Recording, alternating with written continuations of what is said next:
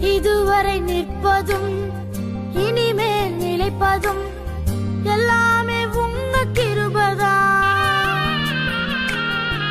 இதுவரை நிற்பதும் இனிமேல் நிலைப்பதும் எல்லாமே உங்க கிருபைதான். பெருமை பாராட்டிட ஒன்றுமில்லையே, தாங்கி நடத்துவது உங்க கிருபையே.